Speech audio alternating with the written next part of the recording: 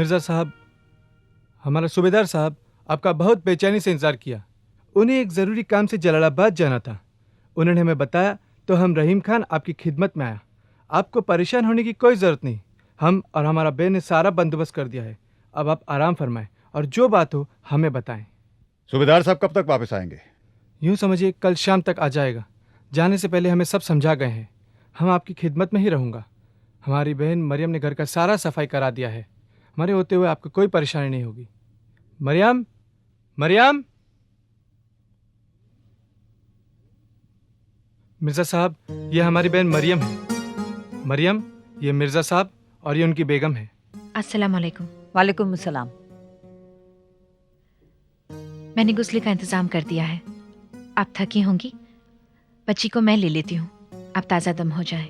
इनके नखरे बहुत है मरियम, तुम्हें बहुत संभालना पड़ेगा। माशाअल्लाह, बहुत हसीन है। क्या नाम है? मेहरुन्निसा। माशाअल्लाह, मालिक सूरज की तरह नसीब रोशन करे। मैं नहा धोकर बाहर का गश्त लगाना चाहूंगा। जी बहुत बेहतर हुजूर।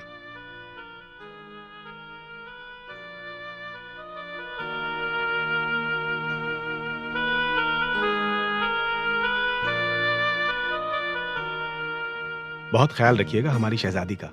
जी बहुत अच्छा।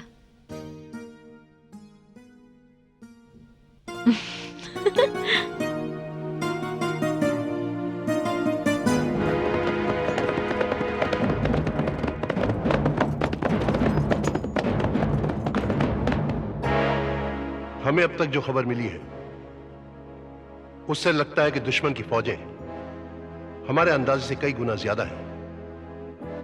वो एक जबरदस्त हमला करने का इरादा कर रहे हैं जिसका मुकाबला करना मुश्किल है। हमारी कोशिश तो यह होनी चाहिए कि जाड़े तक उन्हें किसी तरह भी रोक लें। उसके बाद हमें यकीन है फतेह हमारी होगी। कूच का हुक्म दो।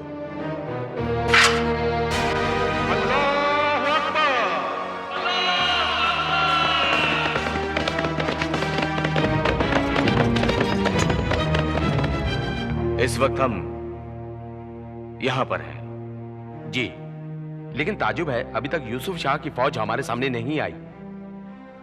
यूसुफ शाह के राज की सीमाएं यहां से शुरू होती हैं। बिल्कुल दुरुस्त। अगर यह दुरुस्त है तो अभी तक उनकी फौज हमारे सामने क्यों नहीं आई? हम लगातार आगे बढ़ते जा रहे हैं बिना किसी रुकावट के। शायद वो रंगरलियों में खोया हो। नहीं, ऐसा नहीं।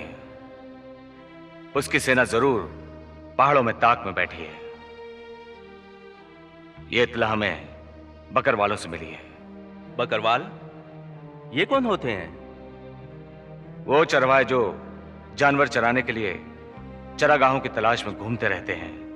ऐसी भी इत्तला है कि यूसुफ की वो फौज जो पहले यहां थी हमें देखकर पहाड़ों में पनाह लेने भाग गई है। ये जरूर कोई उनकी चाल है और हमें चौकन्ना रहना चाहिए। हो सकता है वो किसी वक्त भी हम पर झपट पड़े।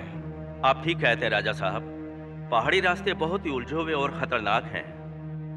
हम जानते हैं। राजा साहब, हमें बहुत होशियारी से काम लेना होगा। आप अपने सिपाहियों को समझा दीजिए कि वो 8 पहर चौकन्ना रहे।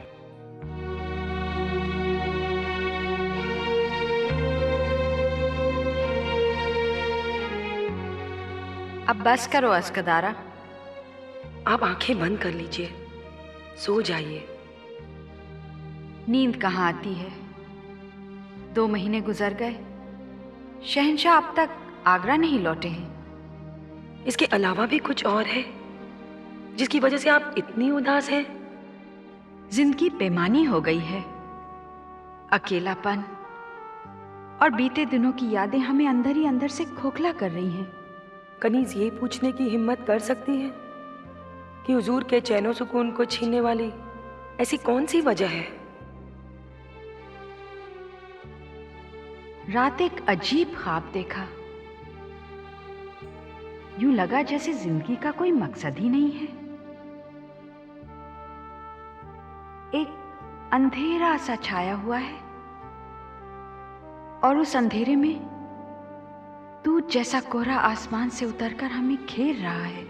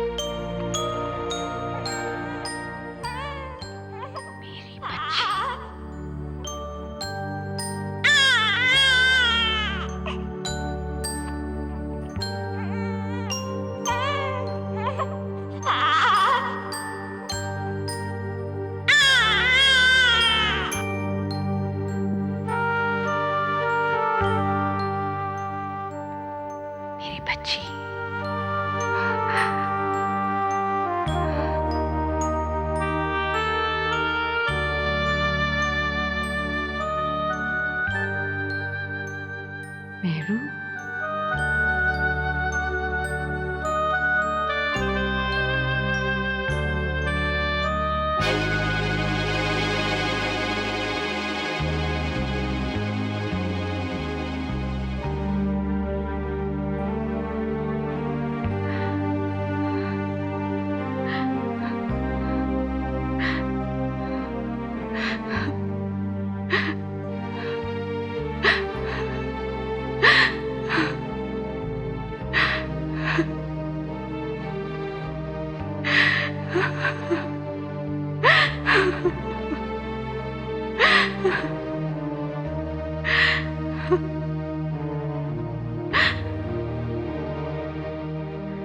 यकायक हमारी आंख खुल गई और उसके बाद जो हमारी हालत हुई, आप उसका अंदाजा भी नहीं लगा सकती।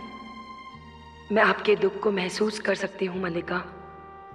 अगर मिर्जा काबुल ना भेजे जाते तो मेहरुनिसा आपकी तन्हाइयों को आबाद कर सकती थी। असमत बेगम तो उसे आपको दे देने को तैयार भी हो गई थी। हाँ अस्कदारा, वो बच्चे हमें बहुत पसंद है। हमने उसे जैसे ही पहली बार गोद में लिया, हमें लगा हमारी बेटी हमें वापस मिल गई है। शहंशाह अब के जब वापस आए तो आप उनसे मिर्जा को वापस बुला लेने की सिफारिश क्यों नहीं करती? हम हुकूमत के मामलों में दखल देना पसंद नहीं करते। अल्लाह ऐसी सूरत पैदा करे कि वो खुद ही लौट आए। काश ऐसा ही हो।